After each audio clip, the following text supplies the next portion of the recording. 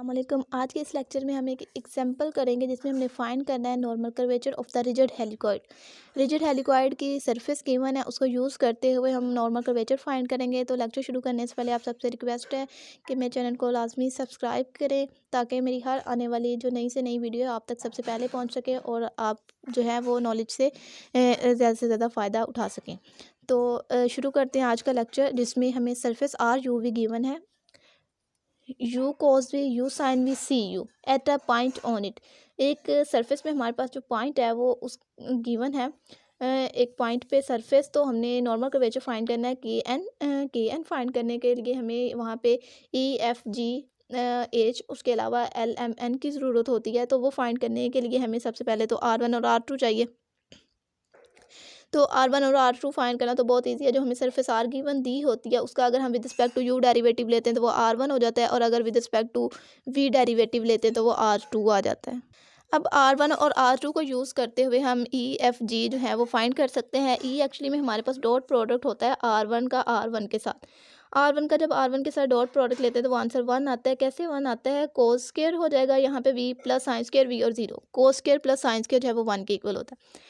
F जो होता है वो हमारे पास डॉट प्रोडक्ट होता है R1 का R2 के साथ। जब R1 का R2 के साथ डॉट प्रोडक्ट लेते हैं तो आंसर 0 आता है। आंसर 0 कैसे आता है? जब हमने R1 का R2 के साथ डॉट प्रोडक्ट लेना है minus u cos v sine v plus sine v cos v u. यहाँ पे हमारे पास ये दोनों टर्म्स जो हैं वो सेम है, एक के साथ माइनस है एक के साथ प्लस है, तो आपस में कैंसिल आउट हो जाएंगे और सी को 0 के साथ मल्टीप्लाई करेंगे तो 0। इसका मतलब जो एफ़ की वैल्यू है वो हमारे पास 0 आ जाएगी। अब हमने जो जी का फॉर्मूला है वो लिख लेना है। जी हमारे पास होता है डॉट प्रोडक्ट R2 का R2 के साथ। जब R2 का R2 के साथ डॉट प्रोडक्ट लेते हैं तो वो हमारे पास आंसर आता है u square sine square v u square cos square v. यहाँ से जब हम यू कॉमन निकालेंगे तो यू स्केयर कॉमन निकालेंगे तो यहाँ से sine square v plus cos square v जो कि 1 के इक्वल होता है, और प्लस हो जाएगा सी स्केयर। तो जी का जो आंसर है वो आ जाएगा u square plus c square. अब यहाँ से जो अगर आपने मेरे पिछले लेक्चर्स देखे हैं तो उसमें मैंने जो है वो एल एम और एन को फाइंड करने के दो मेथड्स बताए थे। एक वो था जिसमें हम एच को यूज़ करते हुए उसका फॉर्मूला लिखते हैं, दूसरा ये था जिसमें हम N1 N2 को यूज़ करते हुए लिखते हैं, उनकी वैल्यूज़ जो है वो फाइंड करते हैं। यहाँ पे भी मैंने उनसे मिलता जुलता ही मेथड यूज़ किया, लेकिन ये उनसे थोड़ा सा डिफरेंट है। लेकिन इससे कोई इफेक्ट नहीं होता कि आप कौन सा मेथड यूज़ करते हो, बस आपने जो वैल्यूज़ फाइंड करनी है वो सही होनी चाहिए। उनको जो आपने मेथड यूज़ किया है वो बिल्कुल सही यूज़ होना चाहिए, तो उससे हमारे पास जो वैल्यूज़ गिवन होती है उस पर कोई इफेक्ट नहीं आता। यहाँ पे मैंने अलग मेथड यूज़ करने का मकसद ये था कि आप जो है वो हर एक मेथड से फेमिलियर हो जाएं, ताकि कुछ कोई भी आपको क्वेश्चन आता है इनसे रेलिवेंट तो जो भी इन तीनों में से आपको मेथड याद रह जाए वो आप उसमें लिखो और आपकी जो रिक्वायर्ड वैल्यूज़ है वो आपको मिल जाए। वैसे अगर हम इनमें वो वाले मेथड यूज़ करते हैं या उनमें ये वाला मेथड यूज़ करते हैं तो उससे कोई इफ़ेक्ट नहीं होता कि हमारी वैल्यूज़ जो हैं वो गलत आती हैं। तो यहाँ पे जो मैंने फार्मूलाज यूज़ किए हैं उसके लिए हमें R11 R12 और R22 चाहिए। तो जो हमें R1 और R2 जो मैंने सबसे पहले निकाले हैं पोजीशन वेक्टर्स, उनको यूज़ करते हुए R11 R12 और R22 निकाल लेते हैं। R11 एक्चुअली में मेरे पास जो R1 है उसका विद रिस्पेक्ट टू यू जब हम डेरिवेटिव लेते हैं तो यहाँ पे यू तो कोई भी नहीं है, तो आंसर 0 0 आ जाएगा। R12 1 वाले का with respect to v derivative लेना। कोस वी का डेरिवेटिव जो है मेरे पास वो माइनस साइन वी आ जाएगा, और साइन वी का कोस वी 0 का 0। R22 जो हमारे पास R2 वाली टर्म है इसका derivative with respect to v लेना है, तो वो minus u cos v minus u sine v और 0 आ जाएगा।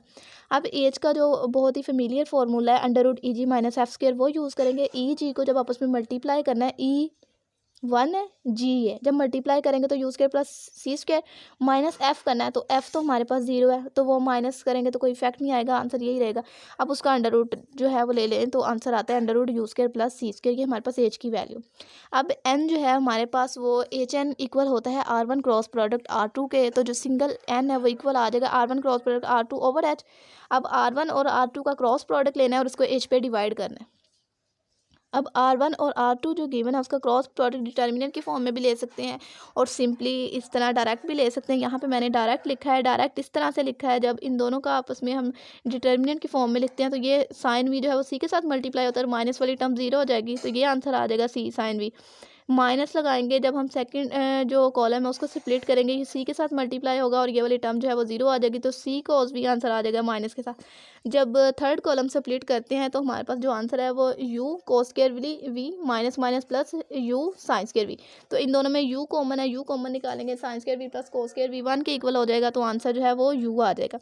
ये हमारे पास जो है वो एन की वैल्यू आ गई। अब एल एम और एन के फॉर्मूलाज लिखते हैं। एल हमारे पास होता है R11 डॉट एन और एम होता है R12 डॉट एन और एन होता है R22 डॉट एन।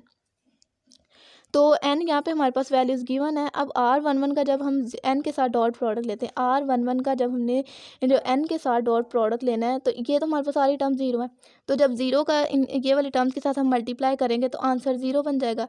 इसी तरह अगर एम में हमारे पास R12 का एन के साथ डॉट प्रोडक्ट लेना, R12 की ये हमारे पास जो टर्म है उसका इसके साथ डॉट प्रोडक्ट लेंगे, तो हमारे पास जो इसका आंसर है minus C sine square we minus C cos square V. इन दोनों में सी कॉमन है, माइनस सी कॉमन निकालेंगे तो sine square we plus cos square V जो कि 1 के इक्वल हो जाएगा, और तीसरी टर्म तो है ही ज़ीरो, वो ख़त्म हो जाएगी।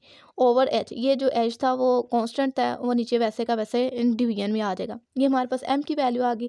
अब एन की वैल्यू जो है वो R22 डॉट एन है। R22 की वैल्यू का डॉट प्रोडक्ट जब हम एन के साथ लेंगे तो यहाँ पे माइनस यू कॉस वी का जब इसके साथ हम मल्टीप्लाई करेंगे तो ये minus C cos u sign भी आ जाएगा, और माइनस माइनस ये प्लस हो जाएगा, यू आएगा, साथ हमारे पास सी आएगा, साइन वी और कॉस वी। ये दोनों टर्म्स अगर हम कंपेयर करें तो बिल्कुल सेम है, एक के साथ प्लस है एक के साथ माइनस है, तो वो आपस में दोनों कैंसिल आउट हो जाएंगे, और तीसरी टर्म तो है ही ज़ीरो, तो इसका आंसर जो है वो हमारे पास क्या आ जाएगा, ज़ीरो।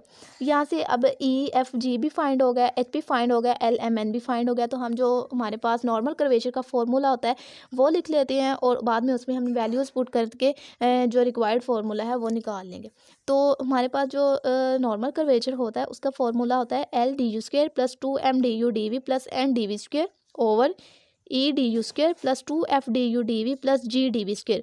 ऊपर हमने जो है वो कोफिशिएंट्स यूज़ करने हैं सेकंड फंडामेंटल फॉर्म के, और नीचे हमने कोफिशिएंट्स यूज़ करने हैं फर्स्ट फंडामेंटल फॉर्म के। तो इसमें जो एल है उसकी वैल्यू तो हमारे पास ज़ीरो है, ये वाली सारी टर्म्स तो ज़ीरो हो जाएगी। अब एम की वैल्यू हमारे पास माइनस ई बाई एच है, ये 2 आ जाएगा, माइनस आ जाएगा, यहाँ पे सी आ जाएगा, डी यू डी वी आएगा, और एच जो है वो हम उसको डिवीजन में लिख लेते हैं। एन की वैल्यू भी हमारे पास ज़ीरो है, तो ये सारी टर्म जो है वो ज़ीरो हो जाएगी। अब ई की वैल्यू हमारे पास यहाँ पे 1 है, तो यहाँ पे डी यू स्क्वायर आंसर आएगा, और जो हमारे पास एफ़ है उसकी वैल्यू हमारे पास ज़ीरो है। एफ़ की वैल्यू हमारे पास ज़ीरो है, तो ये वाली जो दरमियान वाली टर्म है वो सारी की सारी यहाँ से ख़त्म हो जाएगी। अब जी की वैल्यू हमारे पास यू स्क्वायर प्लस सी स्क्वायर है, जी की वैल्यू हमारे पास यू स्क्वायर प्लस सी स्क्वायर डी वी स्क्वायर, ये साथ एज इट इज़ आ जाएगा। अब और यहाँ पे एच की वैल्यू भी पुट कर सकते हैं, ना भी पुट करें बिल्कुल ऐसे भी लिखते हैं। तो ये हमारे पास रिक्वायर्ड नॉर्मल कर्वेचर है एक रिजिड हेलिकॉइड का, जो कि इस एग्जाम्पल में हमारी रिक्वायरमेंट थी।